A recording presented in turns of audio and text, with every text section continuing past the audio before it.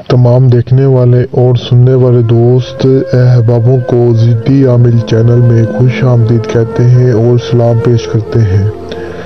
तो नाजरीन, आज आपकी खिदमत में एक अमीर होने का वजीफ़ा लाया हूँ, एक दौलतमंद होने का वजीफ़ा लाया हूँ, और एक इतना आसान, एक इतना नायाब, एक इतना ताकतवर वजीफ़ा कि आप इस वजीफ़े को जैसे करेंगे तो आपके ऊपर दौलत की बारिश होने लग जाएगी। आपके पास इतनी दौलत आने लग जाएगी कि आप खुद भी हैरान हो जाएंगे। इस वजीफ़े को सिर्फ करें।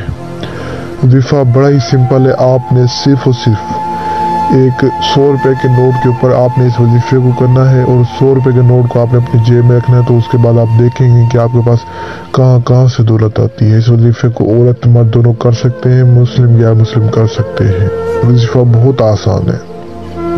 तो सबसे पहले आपने करना कुछ यूँ है, आपने एक 100 रुपये का नोट ले लेना है। 100 रुपये का नोट लेने के बाद आपने उसके ऊपर 3 मरतबा दरूद पाक पढ़ना है, और 2 मरतबा सूरतुल फातिहा, और 1 मरतबा सूरतुल रहमान, और तकरीबन 7 मरतबा आपने सूरतुल कौसर का विर्द करना है 100 रुपये के नोट के ऊपर।